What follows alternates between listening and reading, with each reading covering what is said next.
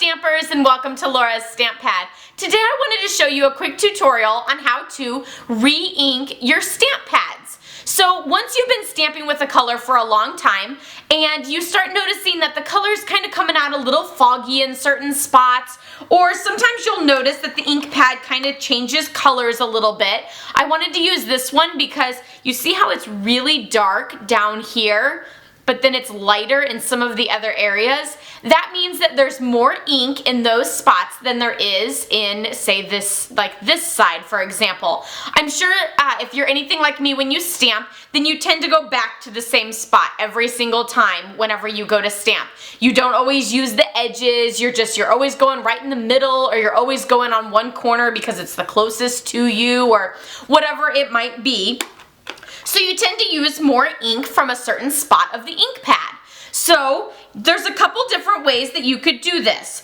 First, I'm going to show you that you can take a plastic spoon and you can move that ink around. So you can just kind of like you're buttering some toast or you're icing a cake, you can just kind of move that ink around a little bit, and then you have a nice even coverage. And you're just pushing that and moving that ink around. Of course, you do kind of get a little bit of ink on the back of your spoon, but that's okay. You can just take a baby wipe. Another thing that you can do is go ahead and just re-ink it. So I usually just go back and forth in just a light squeeze, and I just go back and forth all over the ink pad, and you can see that it's really darkening up. And then I just do a little trim around those edges.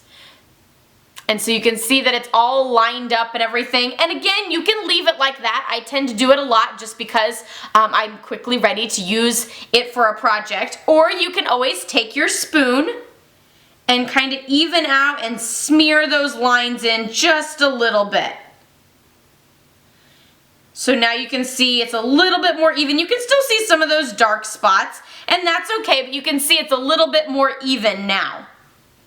And that is the Daffodil Delight. I wanted to use a lighter color so you could really see. Some of the dark colors, it's hard to tell whether they need re-inked or not because they're just so dark. But if you're starting to get like a fuzzier image or just not a bold, strong image, go ahead and just add a little bit of re-inker to it. And so here we'll just do this one. And sometimes you only need to re-ink maybe that spot that you kept going back to and you notice that it's, looking a little bit light.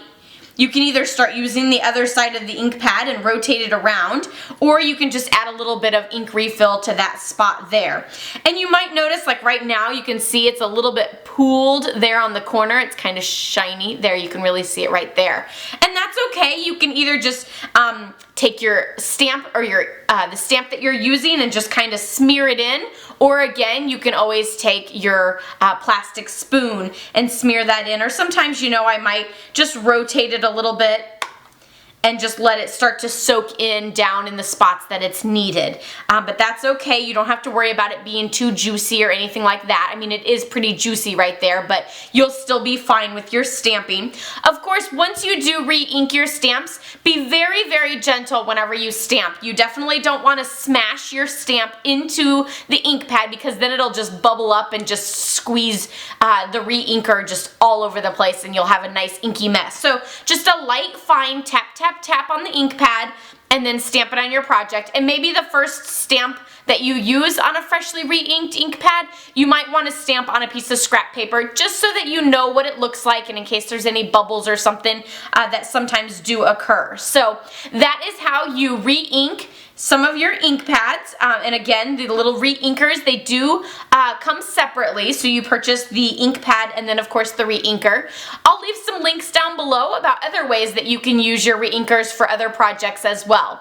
Be sure to check out more projects that I've done on my blog, laurastamppad.com, and until next time, happy stamping. Bye-bye.